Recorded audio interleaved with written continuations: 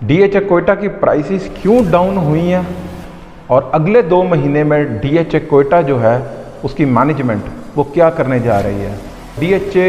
कोयटा के जो सब ऑफिसेज हैं जो क्लोज़ हुए थे वो रीओपन कब होने जा रहे हैं, और इसके बाद आखिर में हम बात करेंगे DHA कोयटा की प्राइसेस के हवाले से और बैलेटिंग के हवाले से। जो सेकंड बैलेट होने जा रहा है उसके मतलब मैं आपको बताऊँगा।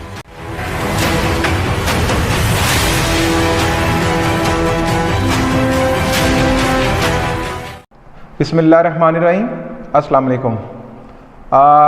इस वक्त जो है DHA कोयटा की प्राइसेस जो हैं ये अंडर करोड़ आ गई हैं। जैसे आपको पता है जो सेकंड बैलेटिंग के लिए जो फाइल्स जो हैं रेडी हैं, इसमें एफिडेविट्स जो हैं उनकी भी प्राइसेस काफ़ी नीचे आ गई हुई हैं, और अगर मैं एलोकेशन की बात करता हूं तो उनकी भी प्राइसेस जो हैं वो काफ़ी डाउन हो गई हैं। रीज़न यही है, इसमें बहुत बड़ा इम्पैक्ट जो है वो मैं आपको ये कह सकता हूँ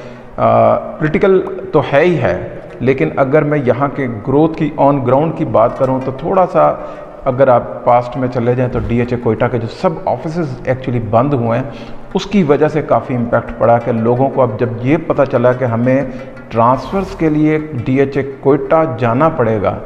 तो इसलिए लोग थोड़ा सा अवॉइड करते हैं कि थोड़ा सा ये ट्रैवलिंग है और टाइम है जिसकी वजह से लोग जो है वो ट्रैवल नहीं करना चाह रहे, और प्राइसेस जो हैं वो डाउन है। ऑलरेडी मार्केट में रिसेशन तो है हर जगह, अगर आप जहाँ से भी आप मुझे सुन सकते हैं, अगर कराची से हैं, लाहौर से हैं, इवन आप इस्लामाबाद या पेशावर से हैं, जो टोटल रियल स्टेट की मार्केट है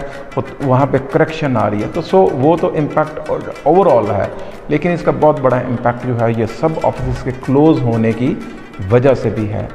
अब मैं आपको ये बताना चाहूँगा कि जो हमें जहाँ तक हमें पता चला कि अगले 1 से 1.5 महीने के अंदर, मैं कह सकता हूँ क्योंकि अगस्त अभी स्टार्ट हुआ है, तो अगस्त सितंबर के मिड तक जो है ये DHA कोयटा जो है ना वो अपने सब ऑफिस जो है वो रीओपन करने जा रहा है। और इनका जो है वो इन्होंने मिल के जिनके साथ काम किया वो GS बैंक है, और GS बैंक की ब्रांच के साथ ही DHA कोयटा के जो हैं वो ऑफिसेज जो हैं वो बनेंगे, और जो आपके जो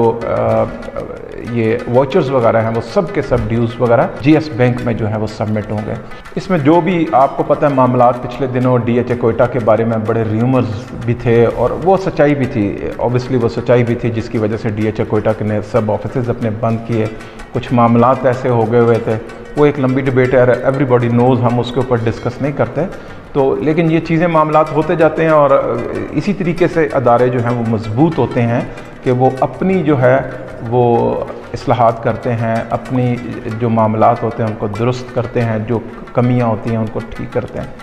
अब मैं बात करता हूं जो इससे पहले बैलेटिंग हुई है, अर्ली बर्ड की जो फर्स्ट बैलेटिंग हो चुकी हुई थी, अच्छा उसमें प्राइसेस काफ़ी डाउन हुई हैं। वो तो रीज़न अगेन वही है, इम्पैक्ट इसी का ही है। दूसरा रीज़न ये है कि मेरा ख्याल है वो ओवर प्राइसिंग भी हो चुकी हुई थी जब लोगों ने वहाँ पे बाइंग किया, और उसकी वजह से भी मार्केट में करेक्शन आई, और जो हालात हुए और ओवर प्राइसिंग की वजह से भी नीचे आई प्राइसेस, मार्केट के बिहेवियर की वजह से भी नीचे आई, लोगों का कम रुझान होने की वजह से भी प्राइसेस नीचे आई। तो ये सारे मामलात अगर मैं मिल के कर लूँ तो ये इनके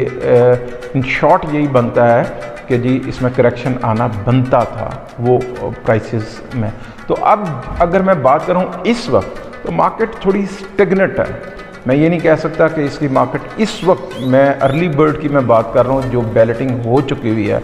स्टेगनेट मार्केट है। अच्छी बात है कि सेलर के पास होल्डिंग है और वो होल्ड कर सकता है, इतनी उसके पास पावर है कि वो होल्ड कर सकता है। तो ये एक अच्छा इम्पैक्ट पड़ रहा है मार्केट के ऊपर कि वो जल्दबाजी में या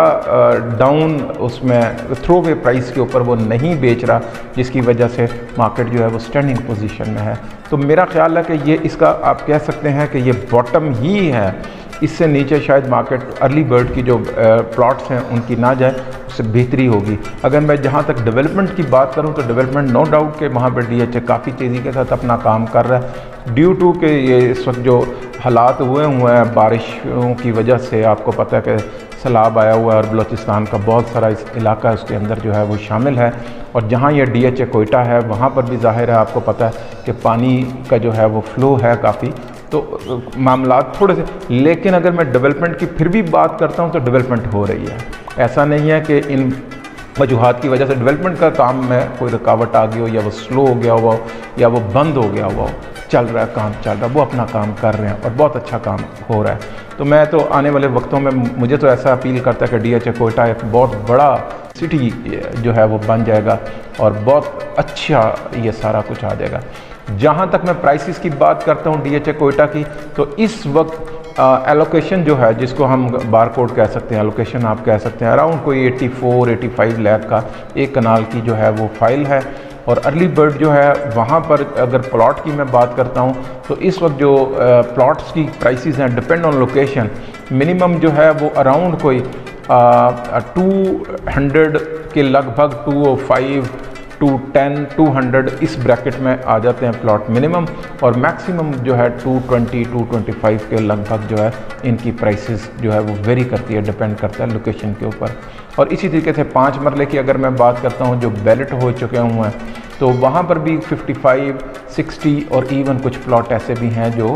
50 کے ٹریڈنگ ہو رہے ہیں. تو یہ اوورال اس کی پرائسز کے حوالے سے میں نے آپ کو بتا دیا. جہاں تک میں فیچر پراسپیکٹ کی بات کرتا ہوں، ان کی بیلٹنگ کے حوالے سے میں بات کرتا ہوں، جو ہمارے پاس بڑی اچھی اور پاورفل سورس کے ساتھ ہمارے پاس جو انفارمیشن ہے وہ میں آپ کو کہہ سکتا ہوں کہ نومبر 2022 اس سے پہلے سیکنڈ بیلٹنگ جو ہے وہ ہو جائے گی، اور جو بھی بار کوڈ والی یا وہ ایلوکیشنز والی فائل ہیں وہ اس میں شامل ہو جائے گی. اور میں ایک اور بات آپ سب کو بتانا چاہتا ہوں کہ اس مرتبہ جو یہ بیلٹنگ ہونے جا رہی ہے یہ زیادہ پلاٹس کی ہوگی. جو پہلے اگر میں بات کرتا ہوں اراؤنڈ کو 5000 پلاٹس کی ہوئی تھی ایک کنال کے، لیکن اس مرتبہ ان سے زیادہ تعداد میں پلاٹس کی جو ہے وہ بیلٹنگ ہوگی. تو اس میں کافی زیادہ نمبر آف پلاٹ آ جائیں گے. میپ آپ کے سامنے آلریڈی آیا ہوا ہے، جو ان کی پاکٹس ایمٹی ہیں وہیں پہ ہی ان کو ایڈجسٹ کیا جائے گا. جہاں تک میپ کی بات کرتے تو میپ تو بہت خوبصورت آلریڈی میں نے آپ کو بتا دیا تھا جب میپ آیا تھا اور یہ سارا کچھ، تو لیکن وہ وہیں پہ ایڈجسٹ ہوگا. تو وہ میپ کی تو کوئی دو رائے نہیں ہے، جس سے بھی آپ بات کریں گے وہ کہے گا کہ بہت اچھا جو ہے نا وہ پلاننگ کی ہوئی ہے. تو اس لیے میں یہ سمجھتا ہوں کہ ابھی یہ اپرچونٹی ہے. میں پھر کہہ رہا ہوں اس وقت ریسیشن ہے ریئل اسٹیٹ کے اوپر، ڈاؤن ہے تھوڑی سی، اور جہاں تک کوئٹہ کی بات کرتا ہوں اسٹیگنیٹ ہے. لیکن آنے والے 2-3 مہینوں کے اندر ایسی نیوز کوئٹہ کے حوالے سے آئیں گی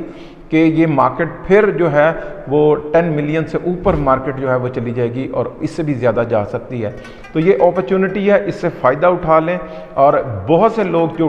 ڈی ایچ اے کوئٹہ سے فیملیئر ہیں اور ان کو پتہ ہے ڈی ایچ اے کوئٹہ نے ان کو کتنے گینز دیے ہوئے ہیں اور کتنے ان کو فائدے ہوئے ہیں ڈی ایچ اے کوئٹہ. کیونکہ میں ہمیشہ سے یہ کہتا ہوں کوئٹہ ڈی ایچ اے انپریڈکٹ قسم کی مارکیٹ ہے. یہاں پہ کچھ نہیں ہو سکتا، آپ نہیں اس کی پریڈکشن کر سکتے کہ یہ کتنی ڈاؤن جا سکتی ہے کتنی اپر جا سکتی ہے. یہ ڈے بائی ڈے اور آور ٹو آور یہ پرائسز جو ہے یہ گرو کی گئی ہے. لاسٹ اگر ہم نے اس کی مارکیٹ کو دیکھا تو میرا یہ ذاتی خیال ہے کہ یہ اپرچونٹی ہے، اس سے بالکل فائدہ آپ کو اٹھانا چاہیے. جتنا بھی آپ اس وقت فائدہ اٹھا سکتے ہیں ریئل اسٹیٹ کے اندر، ڈی ایچ اے کے اندر اگر آپ انویسٹمنٹ کرنا چاہتے ہیں تو یہ سب سے زیادہ اس وقت جو ہے پاورفل انویسٹمنٹ ہے ڈی ایچ اے کوئٹہ. اور اگر آپ کے پاس اتنے پیسے ہیں تو آپ ضرور اس کے اوپر انویسٹ کریں. اور اگر آپ کی کوئی تھیوری ہو تو آپ اپنے کامنٹ کر سکتے ہیں. Thank you.